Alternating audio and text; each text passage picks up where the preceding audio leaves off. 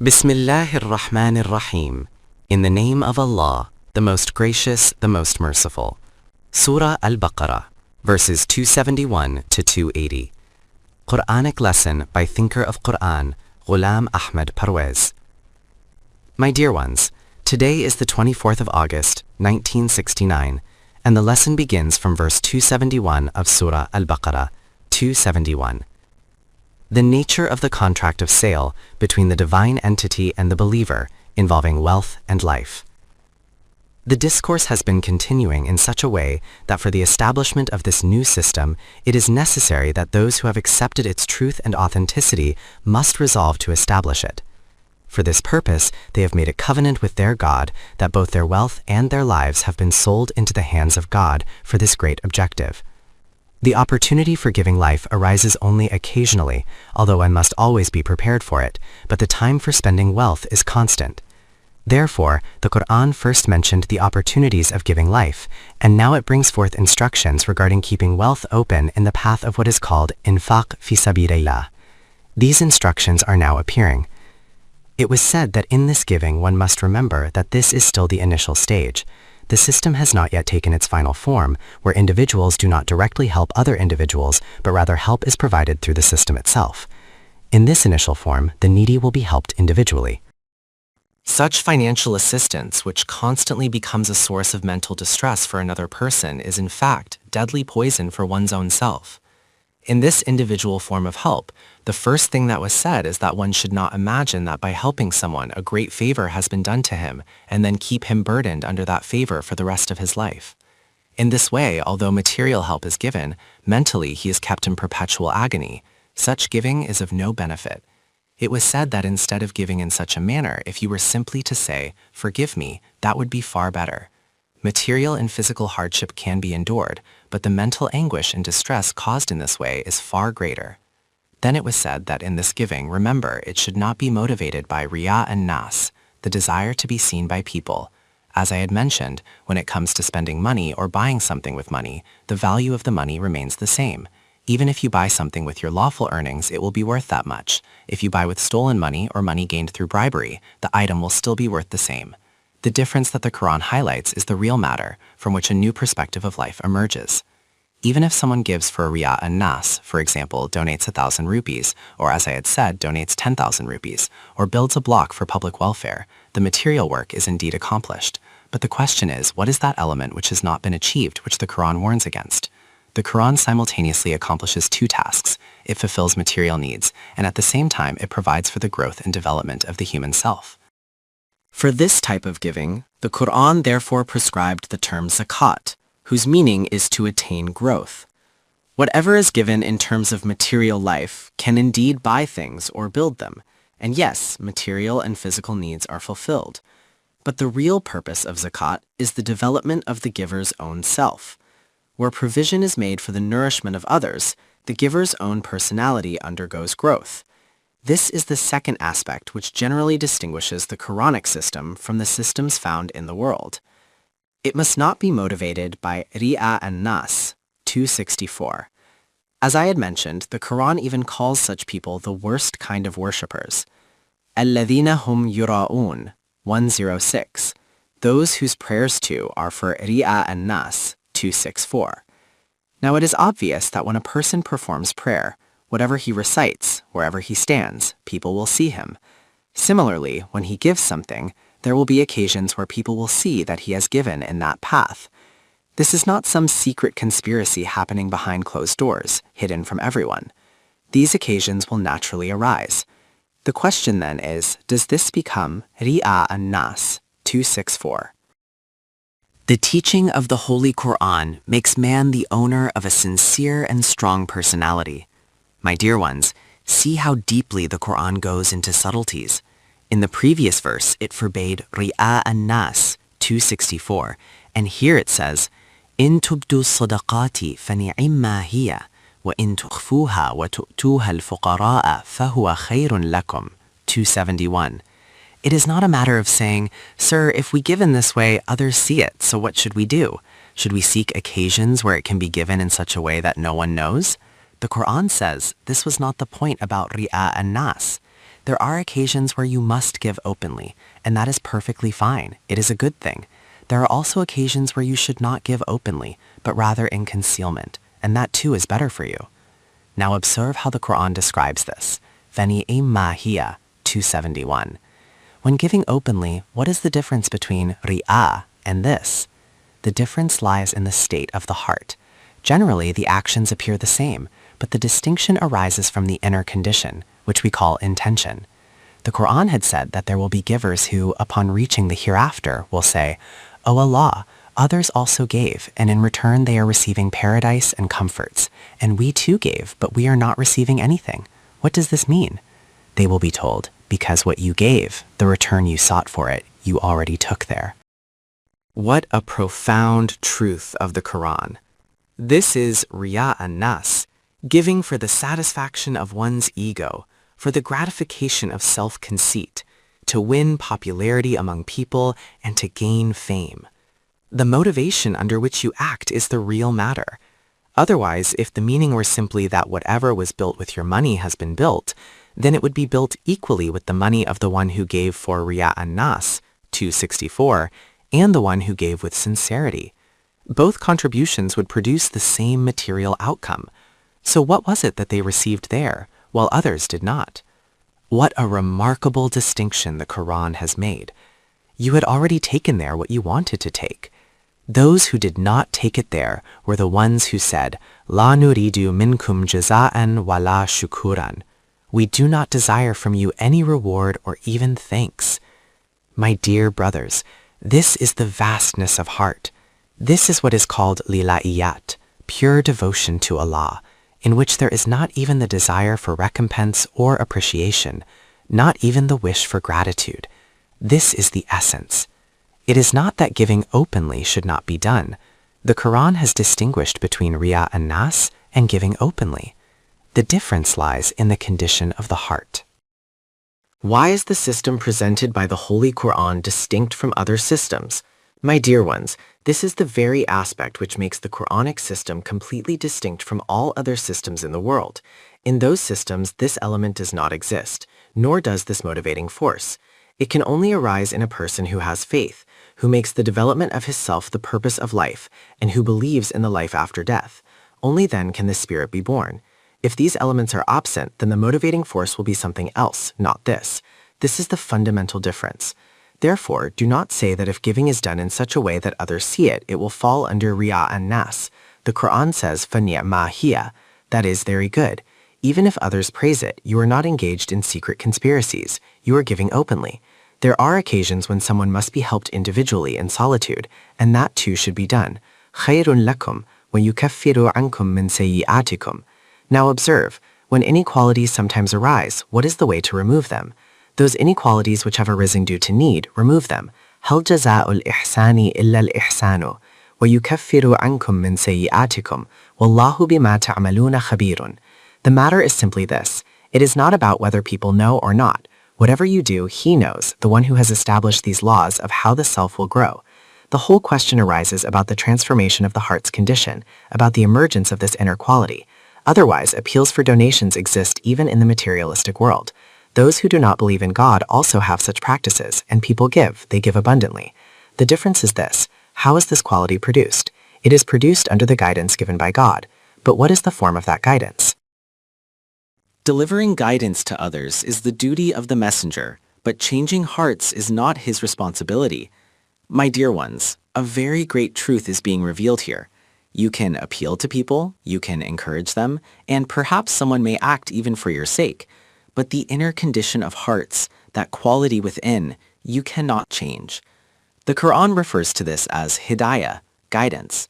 That is why right in the middle of these discussions about infaq, the Quran brings in a passage with such beauty and coherence. See how perfectly it connects? It says, لَيْسَ عَلَيْكَ هُدَاهُمْ وَلَكِنَّ اللَّهَ يَهْدِي مَن يَشَاءُ 272. This is addressed to the messenger, telling him that changing the condition of hearts, changing intentions and motives, is not his responsibility. Here begins a very important matter. The one who delivers guidance is the messenger, and no eye of the heavens has ever seen a greater conveyor of guidance. After him, the chain of prophethood itself has ended. No prophet will come again. Yet regarding him it is said, Laysa alayka hudahum. What is upon you? What is the duty of the messenger? Ma ala ar-rasuli illa al-balahu, 599. The duty of the messenger is only to deliver the message. The very word rasul means messenger. His responsibility is to convey. And in even clearer words, the Quran says, Innaka la tahdi man ahbabta, 28:56.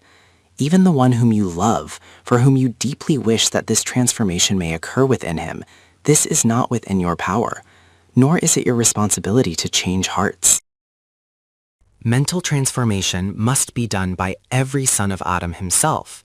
Your duty is only to keep delivering the message. The transformation of hearts, that is, attaining guidance, conveying the message of guidance, this is your responsibility. But to actually attain it, to live according to it, to bring about change, that is another matter. For this the Quran says, وَلَكِنَّ اللَّهَ يَهْدِي مَنْ يَشَاءُ. Whoever desires to bring about such a transformation within himself, change can occur in him, but you cannot make it happen. This is a very great truth. Here among us, as soon as some people became overseers, holding sticks in their hands, they began to think that it is their duty to enforce this change. Yet the Quran tells the Messenger of Allah sallallahu alaihi wasallam, and God himself says, La tahdi man ahbabta. You cannot do it. The Quran says man ahbabta, even if someone is most dear to you, even if you love him deeply, even if you wish with all your heart that change may occur in him, you cannot make it happen. وَلَكِنَّ اللَّهَ يَهْدِي مَنْ يَشَاءُ. Only the one who himself desires to bring about this change will arise within him, according to the law of God's will. The Quranic meaning of man yasha'u is the law of God.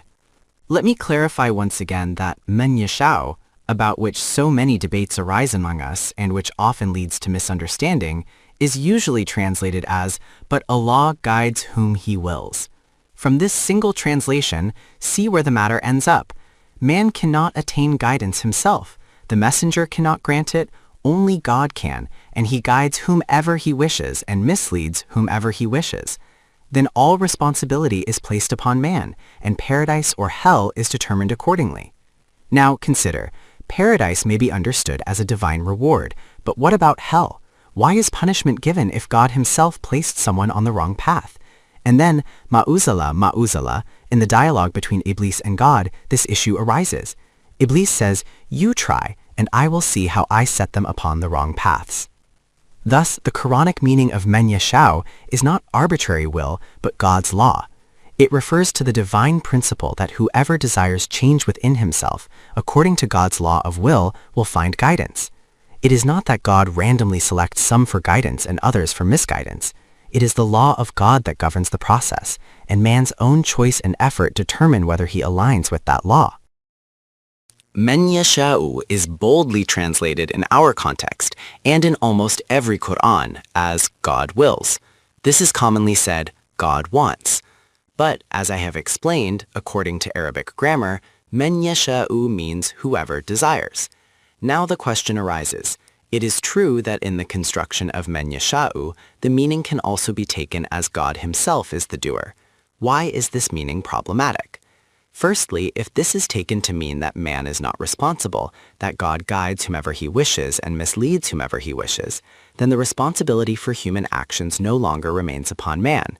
In that case, the entire system of reward and punishment collapses, while the Quran is filled with it. Secondly, the correct translation of man yasha'u is whoever among mankind desires. Whoever himself wishes to act in this way, it becomes so for him. It is not for God in this sense, and it should not be translated as such.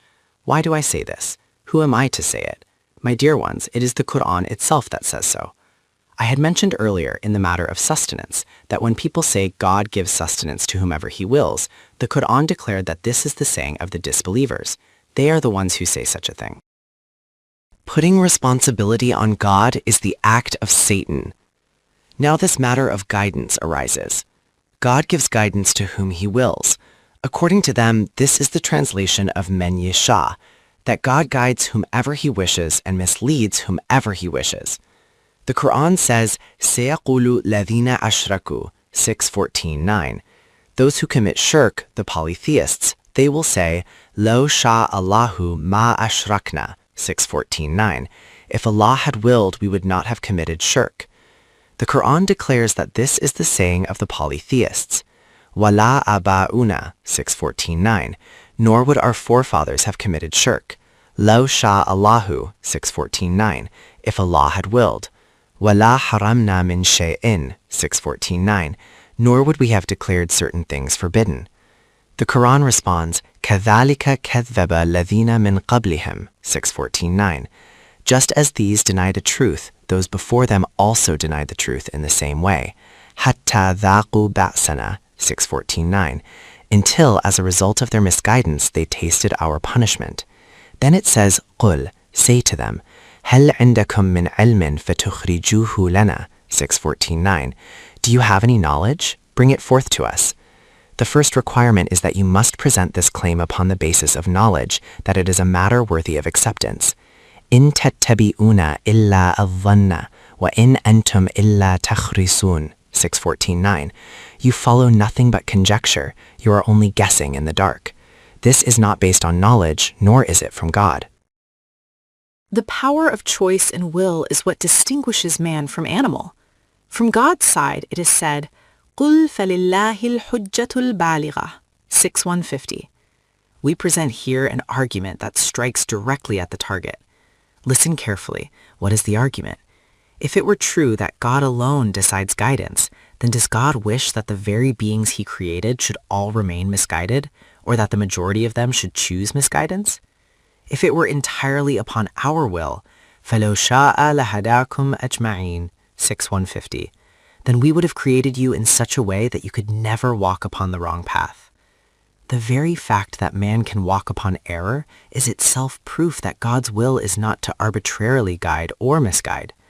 This is al-hujjatul baligha, 6:150, the decisive argument, the arrow that pierces the heart. Had it been our will, it would have been no difficulty to make man incapable of error, just as all other animals are compelled to follow the path intended for them. The Quran repeats this point. وَقَالُوا لَوْ شَاءَ الرَّحْمَنُ مَا عَبَدْنَاهُمْ, 43:20. The polytheists say, if the Most Merciful had willed, we would never have worshipped these idols. مَا لَهُمْ بِذَلِكَ مِنْ عِلْمٍ, 43:20. They have no knowledge for such a claim. إِنْ هُمْ إِلَّا يَخْرُصُونَ, 43:20. They are merely wandering in the darkness of conjecture. أَمْ آتِينَاهُمْ كِتَابًا مِّن قَبْلِهِ فَهُمْ بِهِ مُسْتَمْسِكُونَ, 43:21. Or was there ever a divine book before this in which such a claim was written? The Quran makes it clear. Never has revelation said that God arbitrarily guides whomever he wishes and misleads whomever he wishes. Imitation paralyzes human intellect. The matter is this. بَلْ قَالُوا إِنَّا وَجَدْنَا آبَاءَنَا عَلَىٰ أُمَّةٍ وَإِنَّا عَلَىٰ آثَارِهِمْ مُهْتَدُونَ, 43:22. They say, we found our forefathers upon a certain way, and we are guided by following their footsteps. The reality is that they continue upon the path of their ancestors, insisting that they cannot deviate from it. When it is proven that this path is wrong, they respond, if the correct path were intended for us, Allah would have placed us upon it. We are not responsible. This is the essence of blind imitation of forefathers, the following of predecessors. Their love for their ancestors is in their hearts, and they claim, if God had willed, we would have been on the right path. How profound is the Quran's statement? I was explaining that the phrase, وَلَكِنَّ اللَّهَ يَهْدِي مَنْ يَشَاءُ, 272, appears frequently in the Quran. That is why I presented verses where the Quran itself clarifies that the meaning, if Allah had willed, we would have been on the right path, is the saying of the polytheists and disbelievers. It is not based on knowledge, nor has any divine book ever stated such a claim. Therefore, wherever men yasha appears, its meaning is, he can deliver guidance to them, but you cannot place them upon the path of guidance. Only the one who himself desires to walk upon it will do so. Whoever does not wish to walk upon it, no one can compel him. Thus, the Quran emphasizes that the motivating force in giving must be the transformation of the heart, and this transformation cannot be forced by God or by the messenger. It is only man himself who, if he wills, can bring about this change within. No other can do it for him. For man, there is only that for which he strives. Health cannot be transferred to another. My dear ones, in the middle of this discourse, the Quran brings in a passage, وَمَا تُنْفِقُوا مِنْ خَيْرٍ فَلِأَنفُسِكُمْ 272. What a profound truth! Whatever good you do in this way is for your own self. Whoever decides that he must act for the growth of his own personality will walk upon this path. But the one who does not believe in the human self, does not believe in its development, does not believe in these principles, for him this question does not even arise. فَلِأَنفُسِكُمْ. And in فَلِأَنفُسِكُمْ, note that min khairin includes every kind of good. This concept of transferring the reward of one's good deeds to another is against the fundamental teaching of the Quran. Such things are not transferable. You cannot give your health even to your dearest brother or son. For his health, he must act himself. You can provide guidance, impose restrictions, offer advice, but you cannot transfer your health. فَلِأَنفُسِكُمْ. Whoever abstains, the benefit will be his alone. Programs for human welfare are a means of personal development. وَمَا تُنْفِقُوا مِنْ خَيْرٍ فَلِأَنفُسِكُمْ وَمَا تُنْفِقُونَ إِلَّا ابْتِغَاءَ وَجْهِ اللَّهِ وَمَا تُنْفِقُوا مِنْ خَيْرٍ يُوَفَّى إِلَيْكُمْ وَأَنْتُمْ لَا تُظْلَمُونَ 227. Remember this. Whatever wealth you keep open, whatever you spend, it is for the completion of that program which God has determined. The Quran says, Wajhillah, 272. Wajh means path, the way that leads to the destination. When we say for God alone, its meaning is not for personal gain, not even for self-respect, but for the achievement of those objectives which God has set for the welfare of humanity. وَمَا تُنْفِقُوا مِنْ خَيْرٍ يُوَفَّى إِلَيْكُمْ 272. Whatever good you spend will be returned to you in full. Not only in full, but earlier it was said that it will be multiplied sevenfold. وَأَنْتُمْ لَا تُظْلَمُونَ 272.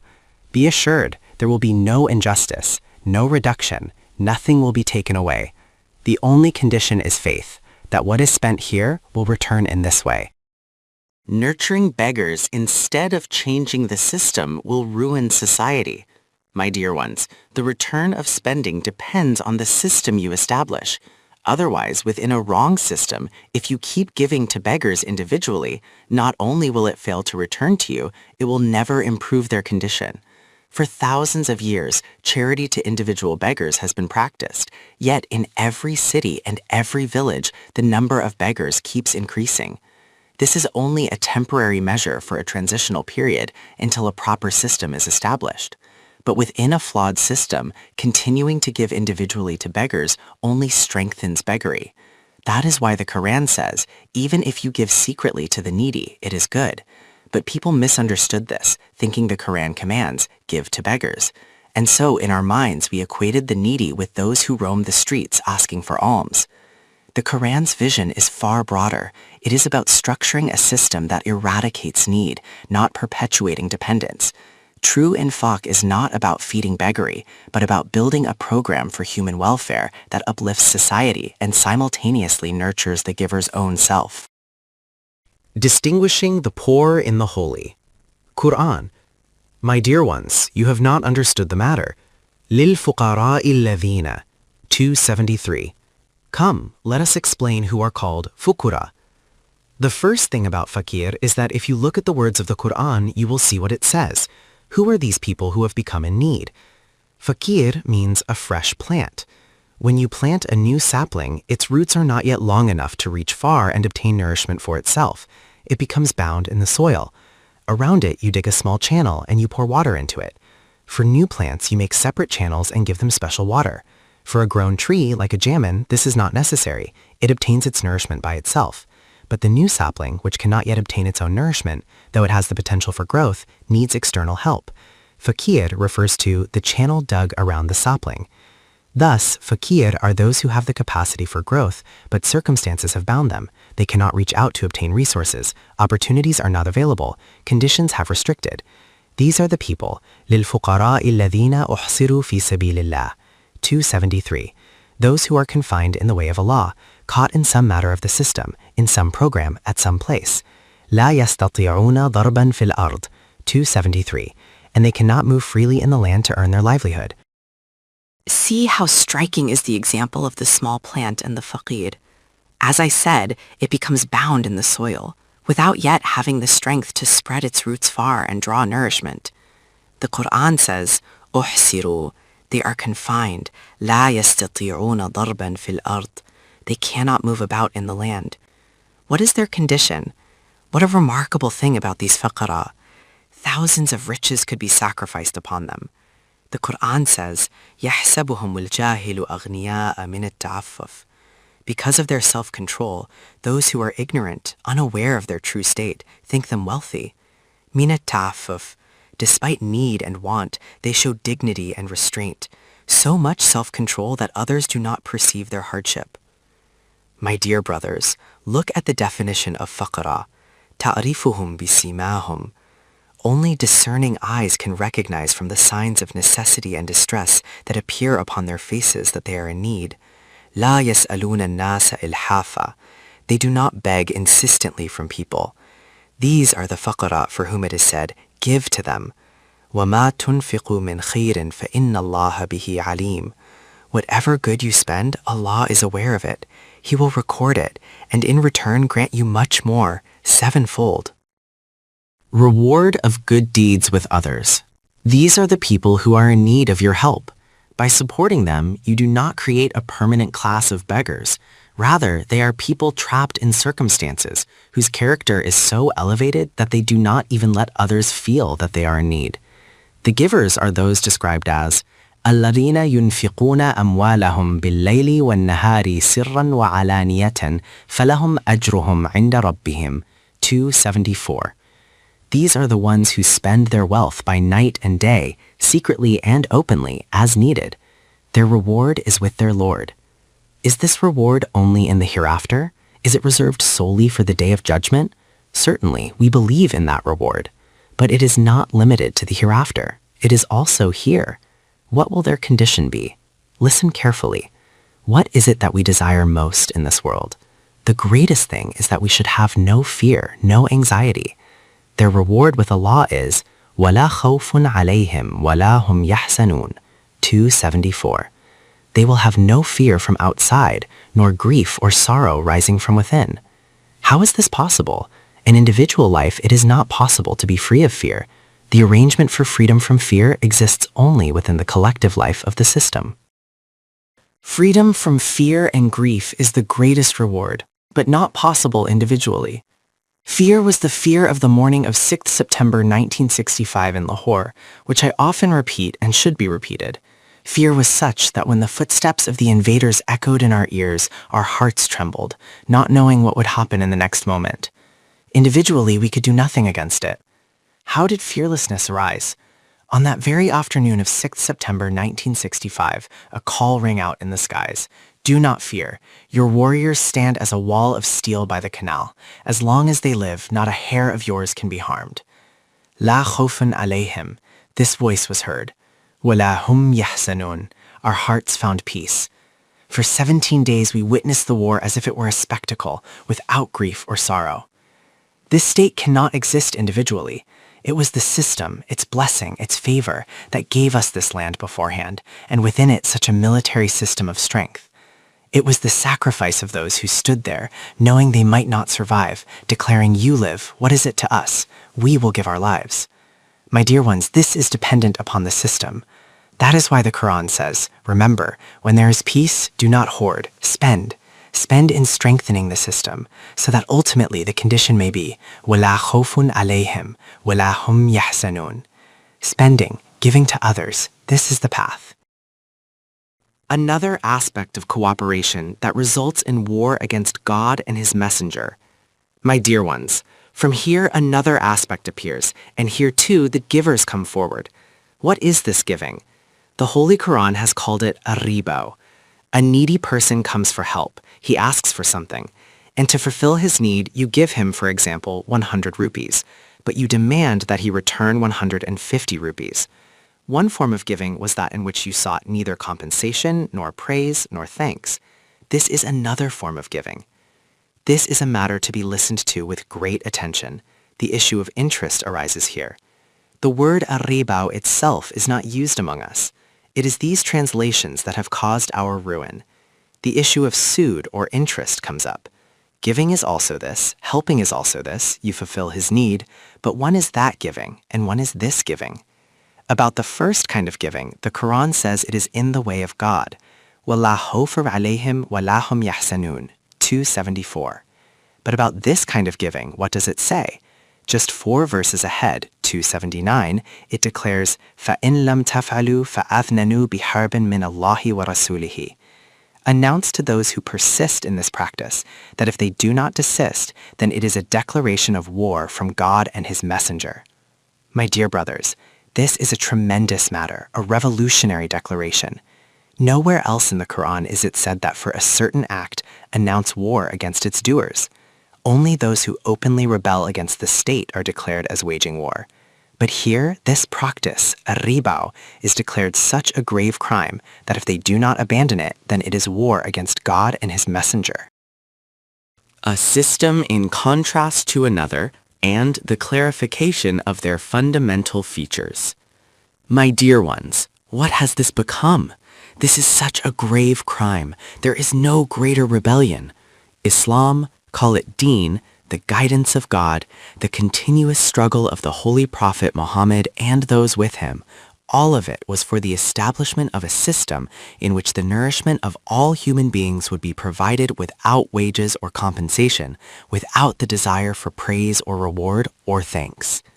The establishment of such a system in which human dignity is preserved and the needs of the needy are fulfilled not by individuals but by the system itself is the fundamental principle of Islam. This is the purpose of deen, and the praise of God is for this very reason, Alhamdulillahi Rabbil Alameen, that he is the sustainer of all the worlds. Economic system of riba based on surplus wealth. My dear brothers, this is the purpose of Islam. In contrast, there is another system. When the needy comes to fulfill his need, his requirement is met, but in return, part of his labor is taken away. What is this excess taken from him? The poor man earns through his hard work, and it is snatched away. Thus, 2 opposing systems emerge. One system is such that even when someone loses the capacity to work, his development continues, and his human dignity is not harmed. The opposite system is one in which people are deliberately made dependent so that they must come to you. I'm speaking of a system, the capital economic system, in which a few individuals are given free rein to accumulate as much as possible. Whatever they accumulate does not descend from the sky. It comes from the wealth within society. The natural result of this accumulation is that many people are left without resources. This need is the outcome of a flawed society, the result of a wrong economic system, where wealth is taken from one's hands even before he can use it. After being deprived, he comes in need. His requirement is met, and then whatever he earns again through labor is taken away. He is made more and more dependent. My dear ones, once a person takes a loan, he cannot raise his head for a lifetime. This is a completely opposite economic system, known as capitalism. The meaning of Rabba itself is the capitalist system. Some may say this is a bold statement. It is not boldness. The matter is deep, but it is important, and therefore we must go into its depth. In earlier times, there was the barter system. In the village, the landlord produced wheat, and the potter sitting there made utensils. The landlord needed utensils. The potter needed bread. He took utensils from him, and the potter took wheat from him. Needs were fulfilled, and this was the system, a sound system that continued. When populations expanded, it became difficult to carry wheat 10 or 20 miles and bring back utensils or other necessities. For convenience, the coin was invented. Instead of carrying goods, a symbol, a sign, was given. One would hand over the coin and say, "Give me utensils." Whoever saw that coin would give the amount of wheat that was agreed upon. This is the whole story of the coin.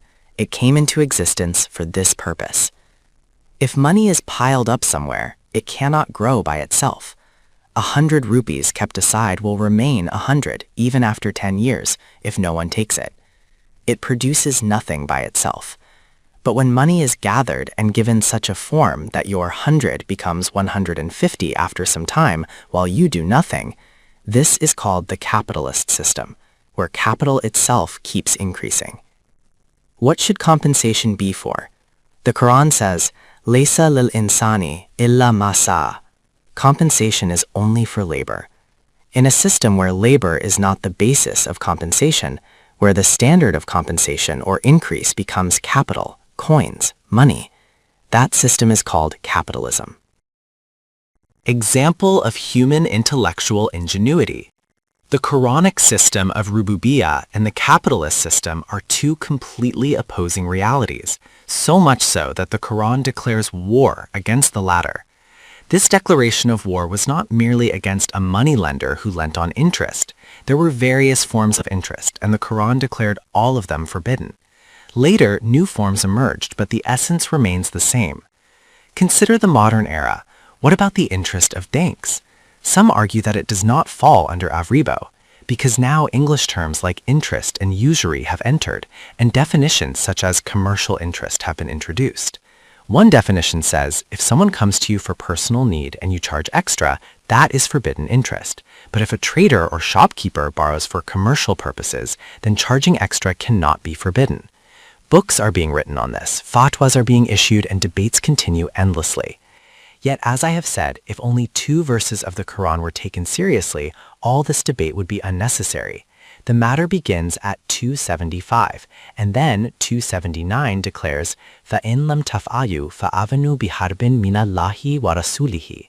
This is the announcement of war from God and His Messenger. See how clearly the Quran defines what interest is.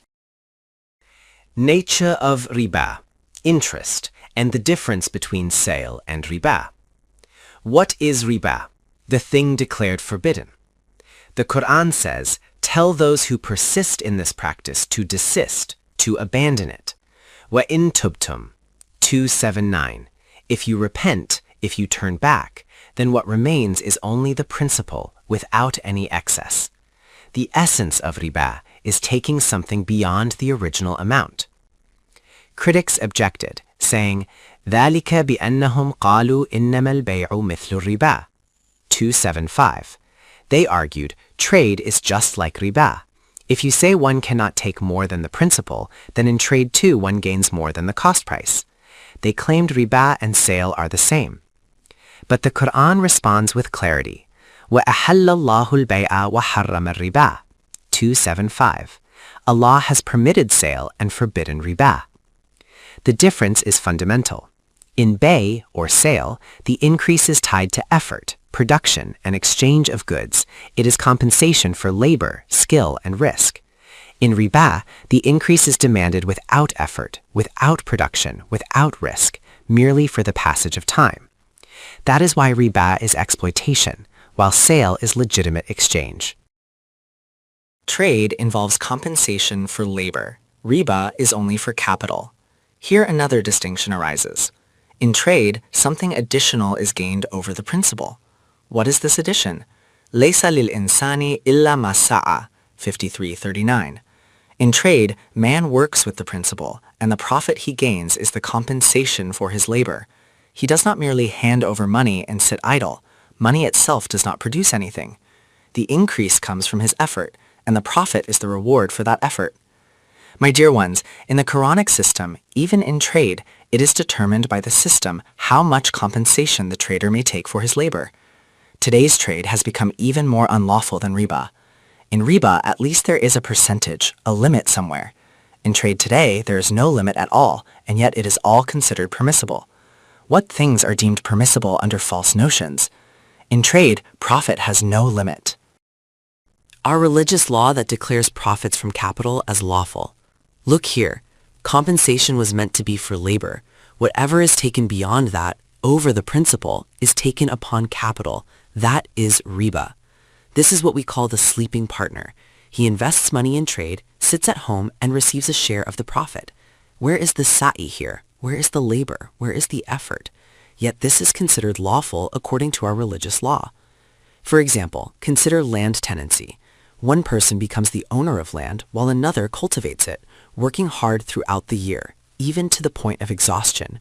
The owner sits idle, and at the end of the year, from whatever is produced, he takes half, a quarter, or a fixed rent. What is this for? It is for capital. A farmer comes and says, "Sir, I am getting a piece of land for 1,000 rupees. Please lend me the money so I can feed my children." The lender replies, "Forget 1,000, buy it for 1,500. If he had said, "I will take 10 rupees extra on the 1,000, the whole village would have cried out, "Usurer, usurer." But instead he buys the land, lets the farmer plow it, and at the end of the year, instead of 10 rupees, he takes 100 rupees as share of the crop. This is considered lawful. Today, when people say declare commercial interest lawful, declare bank interest lawful, it is the same practice that has been continuing in our society under the guise of legitimacy. Quranic clarification regarding riba and capital. My dear brothers, the principle is simple. Laysa lil insani illa ma sa'a, 53:39. Compensation belongs only to labor. Whatever is taken beyond the principle without being the reward of labor is riba, no matter what name or form it is given. The Quran's verdict is clear. If you desist from this practice, falakum ru'usu amwalikum, you may take back only your principle. La taplimuna wa la tadlamun. Neither shall you wrong others, nor shall you be wronged. The meaning of tadlimuna here is that there should be no reduction in your principle, nor any reduction in the earnings of the one who worked for it. Therefore, any system in which compensation is not for labor but for capital is riba. And this is not merely unlawful in the ordinary sense, it is such a prohibition that the Quran declares against such a system there is an announcement of war from God and His Messenger.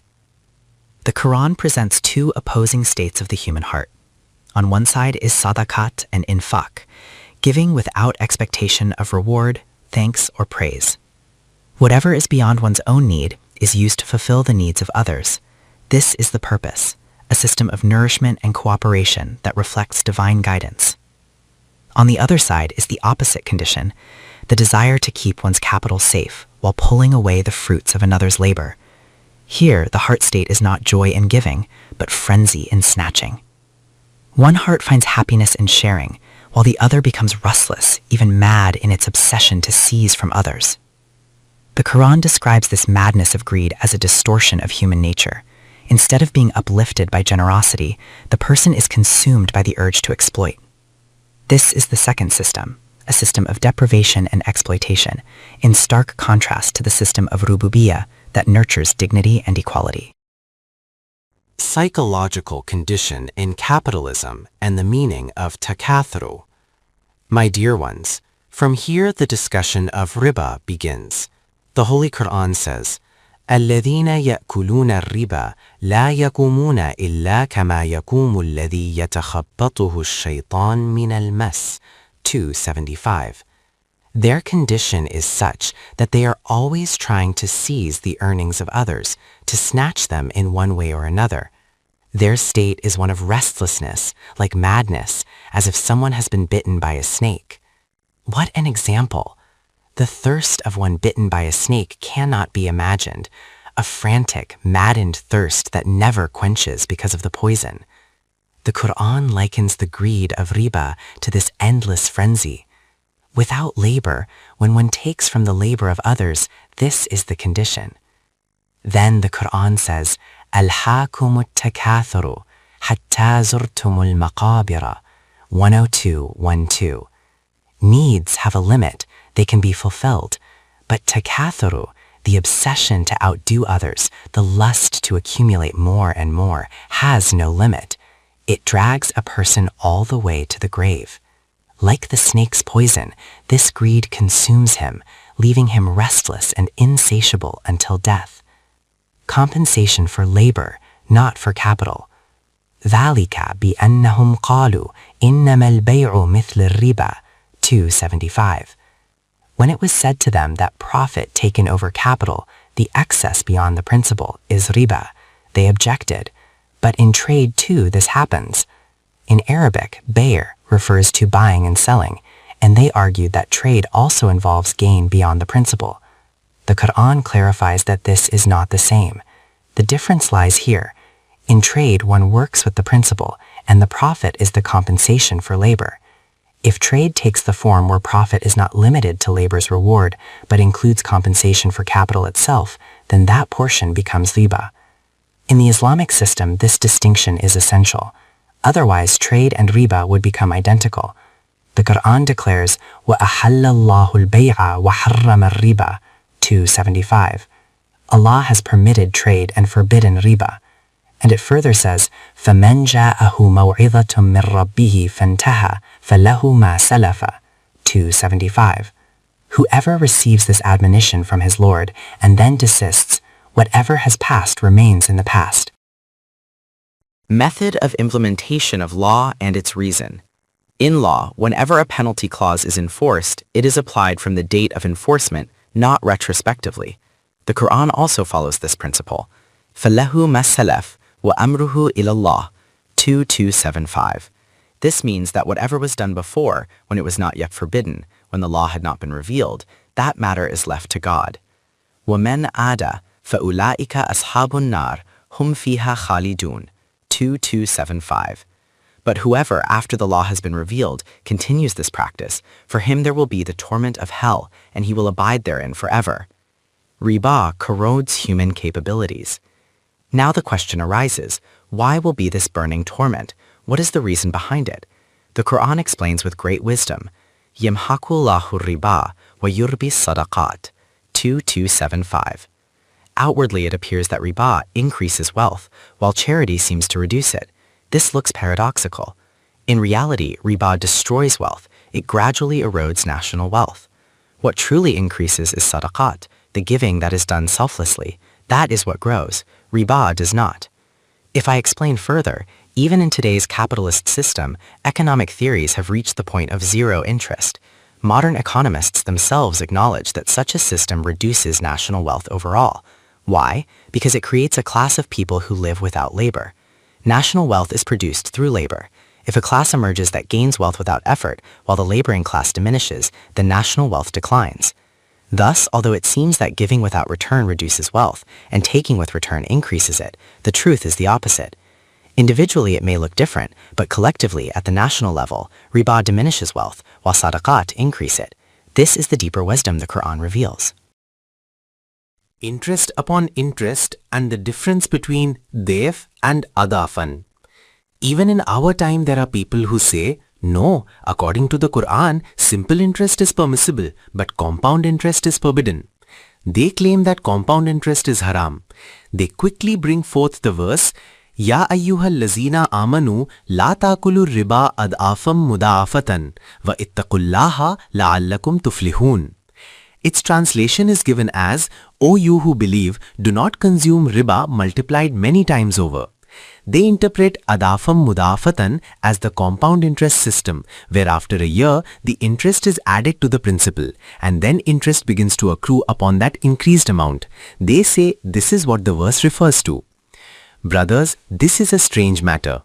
Earlier it was said that riba appears to increase wealth, but in reality it diminishes national wealth. How beautifully the Quran expresses this. Imam Raghib writes with great clarity on this subject. You may also see it in my Lughatul Quran. The root of adafam is def with kasra under the letter da, meaning something doubled. This is what people think riba does, that it increases. Ibn Faris explains this. Imam Raghib, however, points out that in fact it comes from daf with satha, meaning weakness or reduction. This is the eloquence of the Quran. With a single root, by changing the vowel def versus daf, it conveys a profound difference. What you think is increase, def, is in reality decrease, daf, a weakness. Its explanation is given in Yamhaqullahu riba, which means Allah obliterates riba. It appears to grow, but in truth it diminishes. It looks like adafam multiplied, but in reality it is mudafatan from daf, it weakens. And here weakness means that riba corrodes human strength. How does it weaken? Verse 276 explains, Riba diminishes while sadaqat increases. Wallahu la yuhibbu kulla kaffarin athimin. 276. Riba creates weakness because the capacity for labor is lost. People no longer remain accustomed to work and the nation becomes enfeebled. Hidden wealth described as kafar. Remember, what is the condition of a nation under riba? The first thing is kafarin.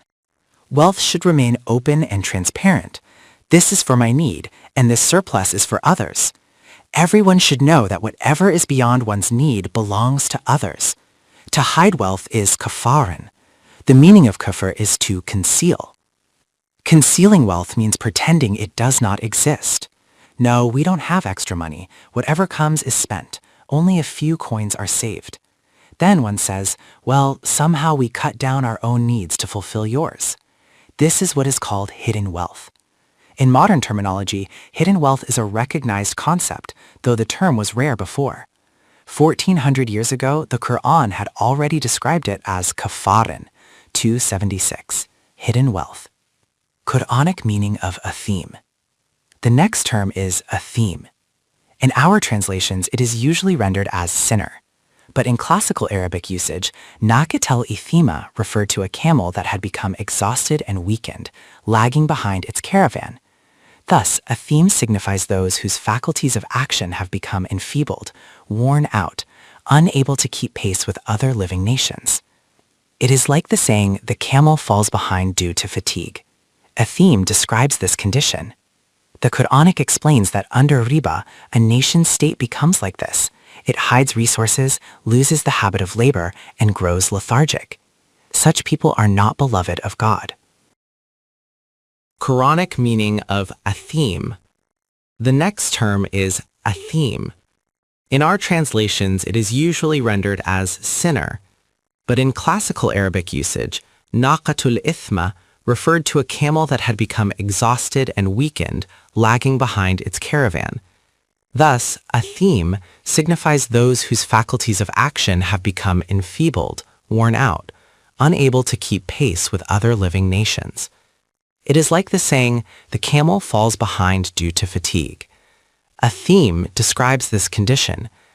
The Quran explains that under riba, a nation state becomes like this. It hides resources, loses the habit of labor, and grows lethargic. Such people are not beloved of God.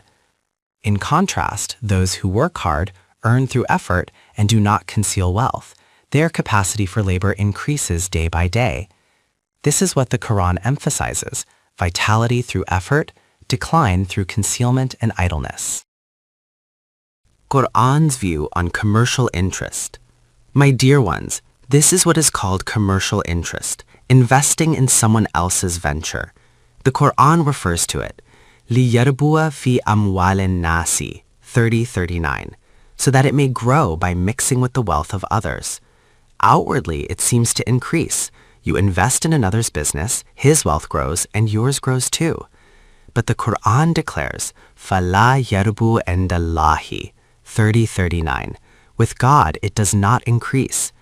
The entire debate is settled here. What people call commercial interest, claiming it is not riba but business, the Quran addresses directly. Even if it appears to grow by joining with others' wealth, in reality, in God's sight, it does not grow.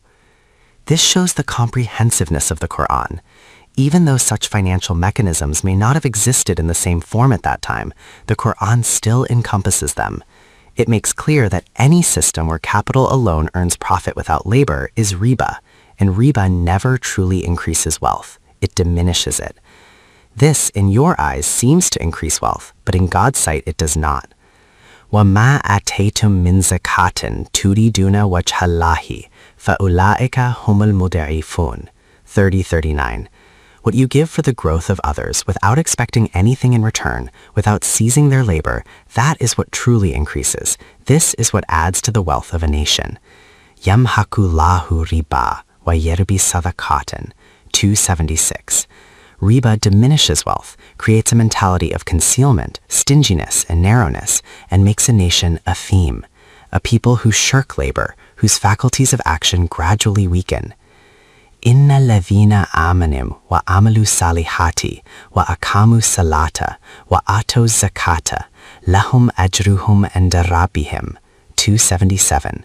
Those who believe in God's truths, perform constructive deeds, establish the system of salah, and provide means of growth, they are the ones whose reward is with their Lord. And what is that reward? وَلَا خَوْفٌ عَلَيْهِمْ وَلَا هُمْ يَحْزَنُونَ. 277. They establish a system in which fear and grief no longer remain. Ya ayyuhalladhina amanu ittaqullaha. 278. O you who claim faith, guard the laws of God. وَذَرُوا مَا بَقِيَ مِنَ الرِّبَا إِن كُنتُم مُؤْمِنِينَ. 278. Whatever remains of riba after today's declaration, even if it is owed under previous contracts, abandon it if you are truly believers. فَإِن لَمْ تَفْعَلُوا فَأَذِنُوا بِحَرْبٍ مِّنَ اللَّهِ وَرَسُولِهِ. 279.